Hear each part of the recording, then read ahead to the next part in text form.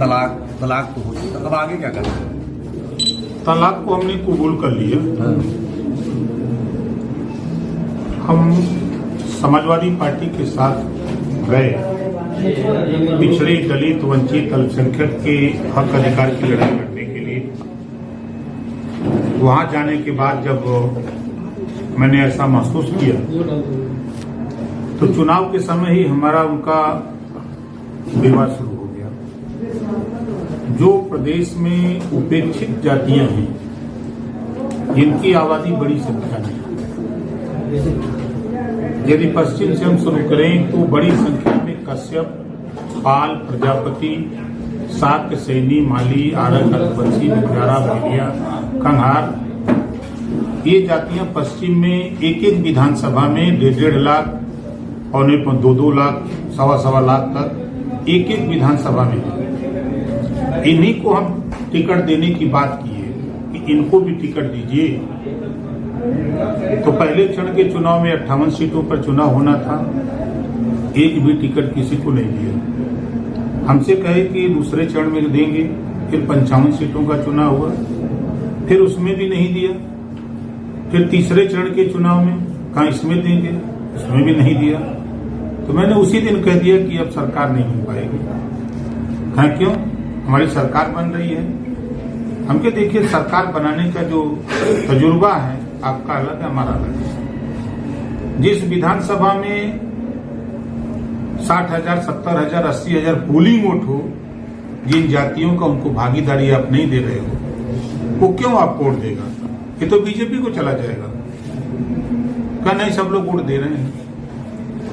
तो विधानसभा के चुनाव में हमारा जो उनका खटास हुआ, लेकिन खैर हम अपने काम में लगे रहे। तो हमने देखा कि पश्चिम में ये पीट रहे हैं, तो हमने कहा कम से कम पूर्वांचल में अपनी साख तो हम बचा लें। अपनी साख बचाने के लिए आप जहां बैठे हैं जौनपुर में, हमारी उनकी लड़ाई हो गई कि जौनपुर में मौर्या को टिकट दे दो, 100% जीत जाता। नहीं बात मानी। इसी तरह मधुबन में हमने कहा किसी को लड़ा दो, जिनको लड़ा इनको छोड़ के, उनका विरोध है, नहीं माने। इसी तरह बांसडी में हमने कहा इनका विरोध है, इनकी जगह किसी को लड़ा दो, वो जीत जाएगा। इस तरह करीब 50 सीटों पर हमने उनको बताया, लेकिन वो मानने को तैयार नहीं थे। खैर चुनाव हुआ, रिजल्ट भी उनके सामने आ गया। फिर हमने चुनाव बीतने के बाद हमने सलाह दिया कि अब तो 22 बीत गया, 24 की तैयारी किया जाए मिलके।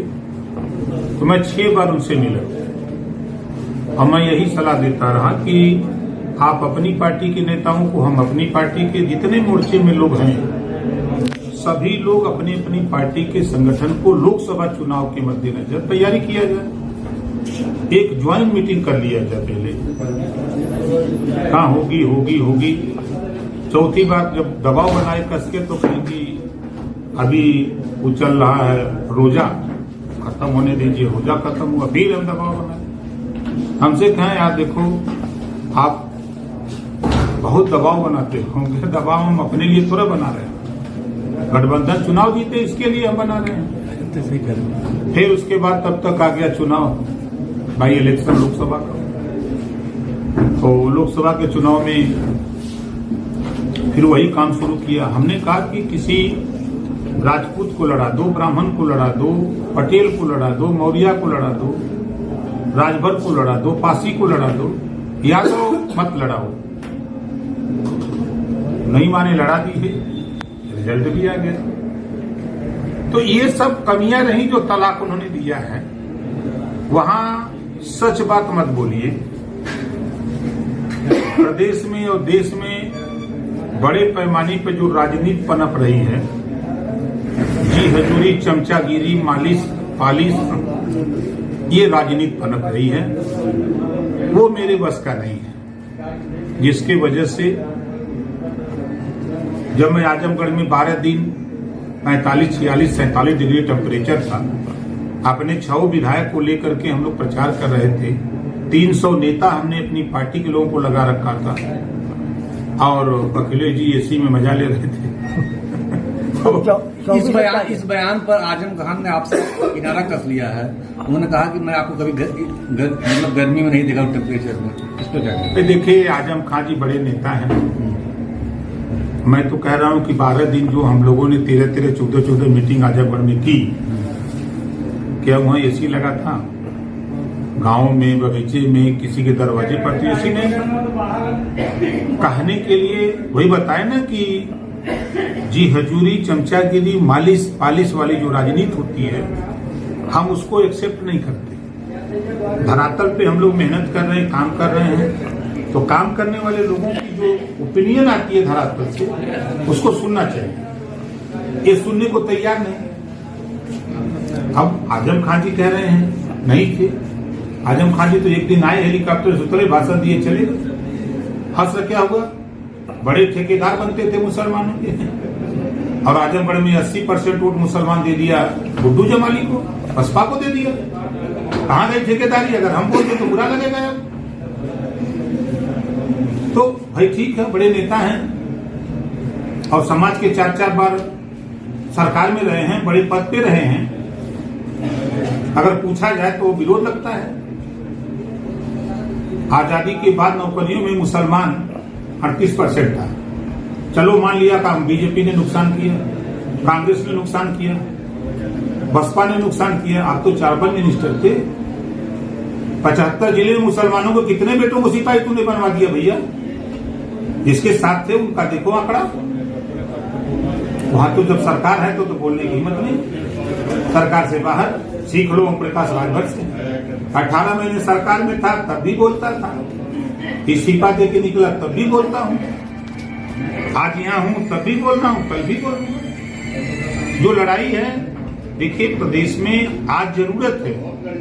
यहां हम जितने लोग हैं, बिजली के बिल से सब लोग परेशान हैं। सरकार कह रही है कि हम 7 रुपया देहात में है और 8 रुपया शहर में दे रहे हैं, लेकिन मीटर की जो रीडिंग आ रही है पर यूनिट, वो 12 से 14 रुपया यूनिट आ रही है रीडिंग। तो घरेलू बिजली का बिल माफ करने की बात, इस पे किसी का ध्यान नहीं है, चर्चा इस पे नहीं हो रही है। हम कह रहे हैं कि जब देश और प्रदेश समाज वही तरक्की करेगा जहां शिक्षा होगी। आज भी 50 से 55% लोग अशिक्षित हैं। एक समान अनिवार्य फ्री शिक्षा क्यों नहीं कर देते? कॉन्वेंट में दूसरा विषय है, प्राइवेट में और सरकारी में चले आइए। जीवन भर का से कबूतर पढ़ेगा प्राइमरी। अरे कंप्यूटर की भी शिक्षा दीजिए। नई पारी कहाँ से शुरू हो रही है? अब नई पारी, तलाक के बाद नई पारी किधर जा रही है? देखिए, अभी तो विधायकों की बैठक, उनकी राय लेंगे, उसके बाद पार्टी फोरम में बात बैठक होगी। अभी 2-3 दौर की जो डिसीजन पार्टी के नेता, हमारे विधायकगण जो लेंगे, हम लोग उधर चलेंगे। अब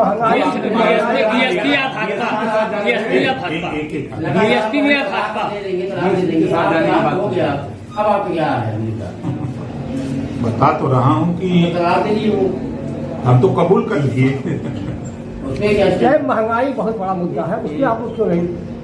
देखिए, महंगाई को लेकर के साथ जितना हमने सत्ता से हट करके जितना मैं बोला प्रदर्शन, झगड़ा प्रदर्शन कहाँ जमीन पर लड़ाई जितना हम लड़ते हैं, आप बताइए जो ये बैठक हो रही है आपके सामने है ना, आपके जिले में आज के तारीख में कौन पार्टी है बैठक? वही तो मैं पूछ रहा हूं, कोई विपक्ष नहीं बोल रहा है। हम तो इस बात को लेकर बेरोजगारी, महंगाई और बेरोजगारी, बिल्कुल टीवी डिबेट में कहते हैं कि महंगाई डिबेट होना चाहिए। डिबेट जमीन पे कोई नहीं दिख रहा है। आज के तारीख में ना, अभी हमारे नेता कंफ्यूज है कि हम यहाँ आ रहे हैं कि नहीं आ रहे हैं। बनारस मीटिंग है, चंदौली मीटिंग है, मऊ मीटिंग है, बलिया मीटिंग है, बस्ती मीटिंग है, कुशीनगर मीटिंग है, फैजाबाद मीटिंग है।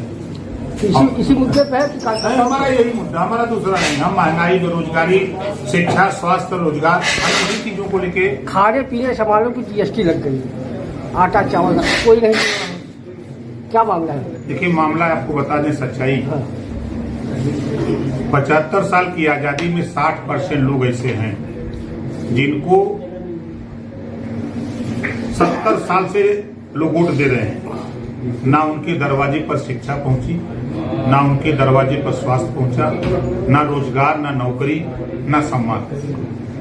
उनके लिए आज के तारीख में 6,000 रुपया जो किसान के खाते में जा रहा है, एक उनका बहुत बड़ा फायदा है उनके हिसाब से। और 5 किलो राशन गांव में जब हम लोग समझाते हैं, कहते नेताजी बहुत सही है, महंगाई है, बेरोजगारी है, अशिक्षा है, सब कुछ आपकी बात सही है, लेकिन 70 साल से हम लोगों को कोई कुछ नहीं दिया।